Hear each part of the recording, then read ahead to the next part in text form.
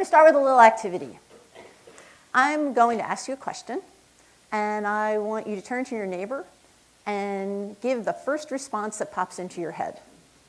Ready? When I say the word leader, what's the first trait or characteristic you think of? Go.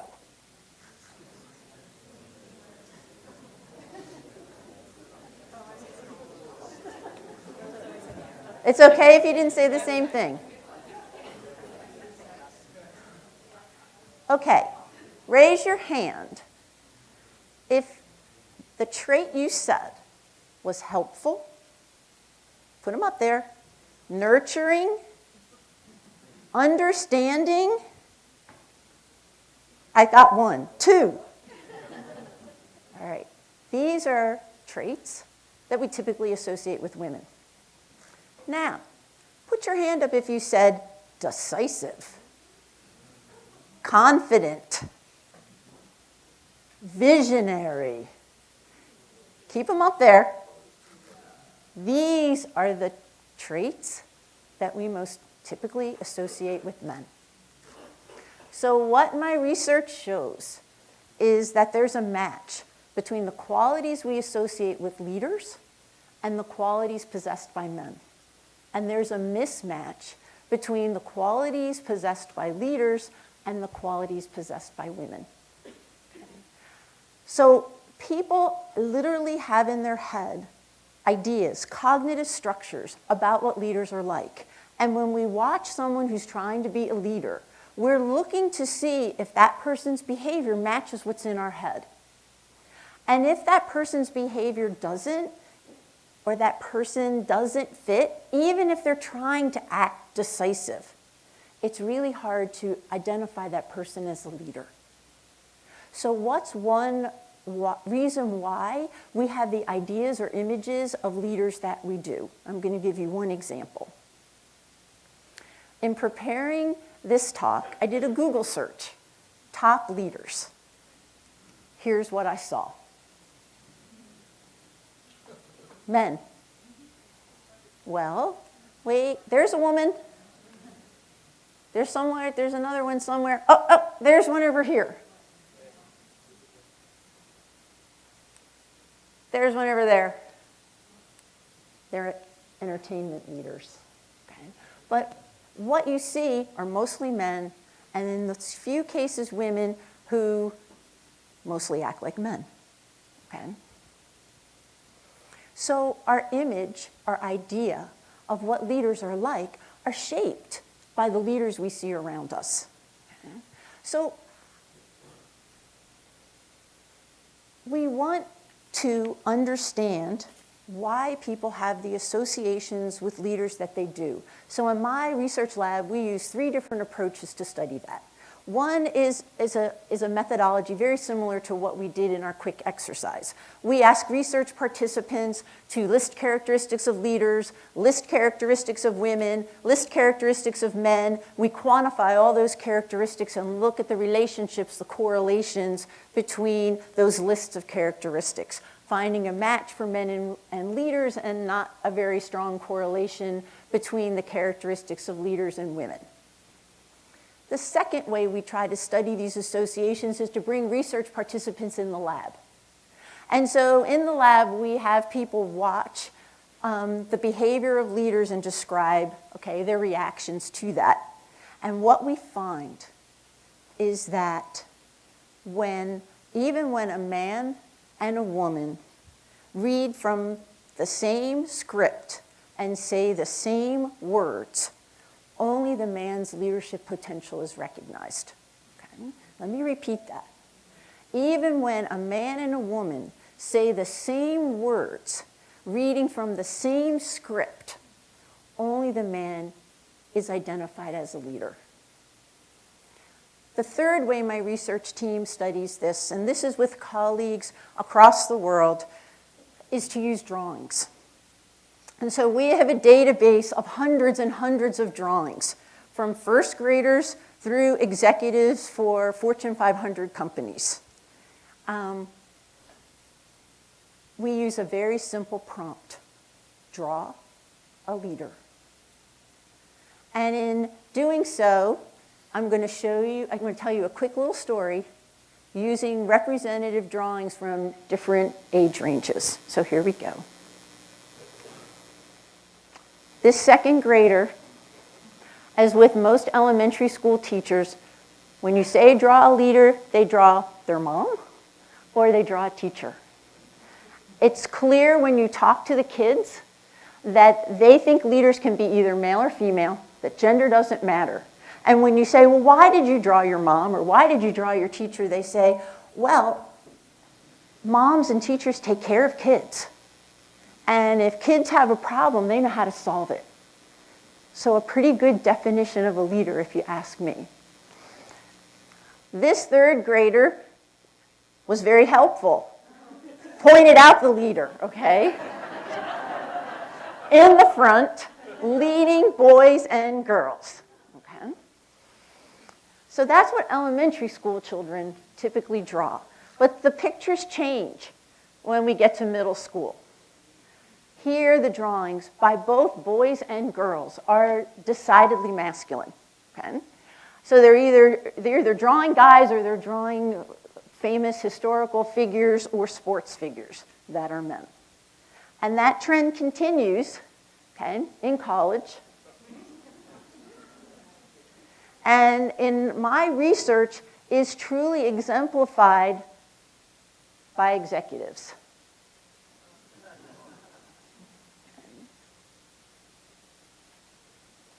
So why do we use pictures? Because we're trying to get at the associations a little more indirectly, right? So if I go back to this picture, and I would go to the student who drew it, and I said, so tell me about this leader. Well, so did you draw a man? Did you draw a woman? And, oh, come leaders. Leaders can be men or women, okay? So when we ask explicitly, everybody gives the answer that gender doesn't matter.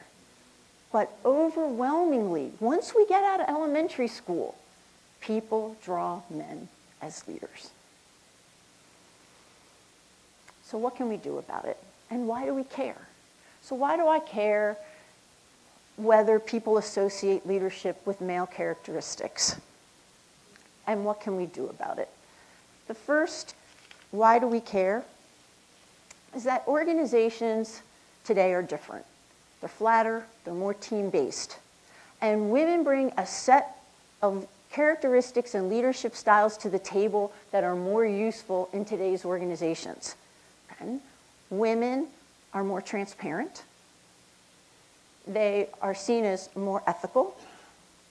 They are better at developing people. And they collaborate. And what research finds is that organizations who are led by women make more ethical decisions, and in times of crisis, people prefer a female leader. Okay. So by opening up the pool of potential leaders to women as well as men, we're going to be able to take advantage of new styles of leadership and new ideas. So how do we go about changing people's associations between leadership and gender? The absolute, positive, best way is to expose people to women leaders. Okay? That direct experience goes a long way to getting people to associate different qualities with leadership. The other way that my lab studies this process is to use the drawing exercise as a way to build self-awareness about what we think about when we think about leaders. So I've done this activity from school kids to college students and all of my psychology classes to the leadership consulting work that I do. Everybody draws a leader, and then we break people up into small groups and we talk about why we drew what we do. And why did you draw something different? And why do you have these associations? And what is your experience? So the idea being that by sharing our drawings of leaders, we understand more about what the process of leadership would be like and who would be a good leader. because my goal with all of this research, is to move this picture to this picture, and maybe even this picture. I just have to give a shout out to my awesome research team, which include PhD students and undergraduate research assistants and the organizations that have sponsored my research. Thank you very much, and we have a little bit of time for questions. Thanks.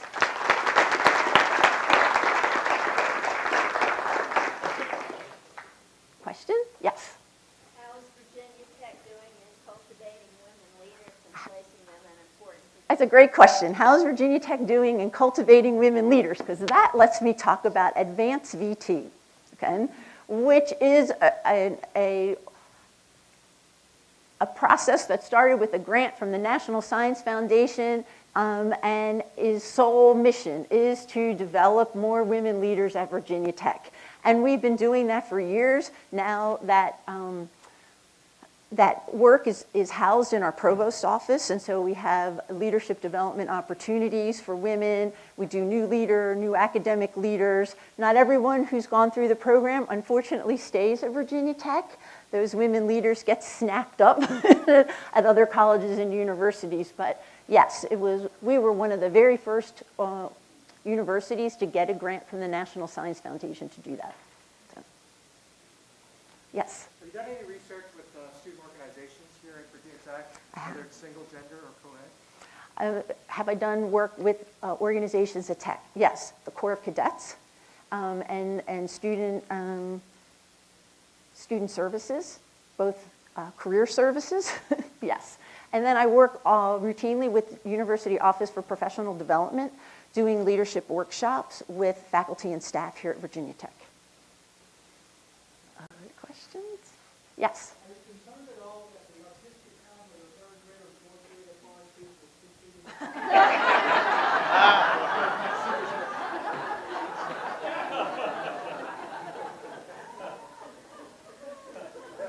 Yes. Have you looked into the impact of the rise of women's sports on women in leadership? Does it help the cause? I think it's like women in sports. I think that's the hardest kind of area to tackle, right? And I started doing this research, and some of my research assistants were sending me articles about women coaches. I mean, basketball seems to be leading the way. And football, there's one female assistant coach in the NFL. So I think that context makes it even harder. And that's really interesting because when I talk to the elementary school kids, they're all about the sports figures, right? So they're drawing Tech football players, okay, as their leader.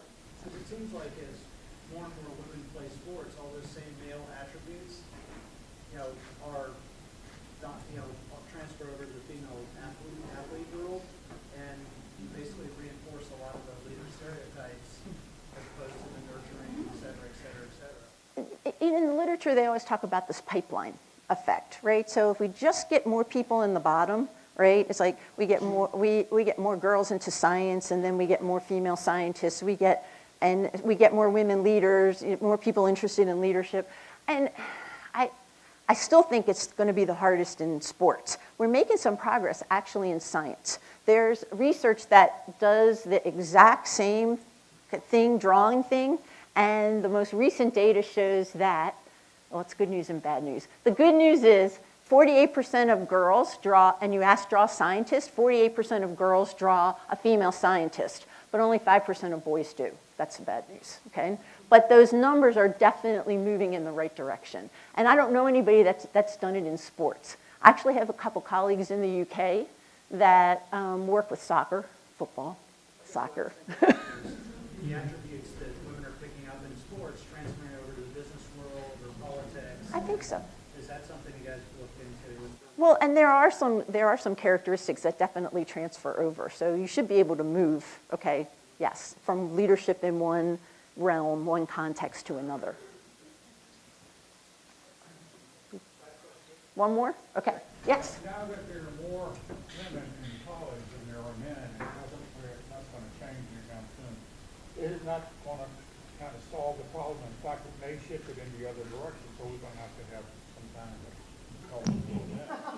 Well, I think maybe I won't be around then, but I personally think that would be a good problem to have. And sure, we might have to switch it, but even though we see the demographics shifting in college, we don't see it shifting nearly as fast when you move into leadership positions, right? So the bottom is changing faster than the top. So like it leaks out. Basically, the further up the leadership hierarchy you go, you get fewer and fewer leaders.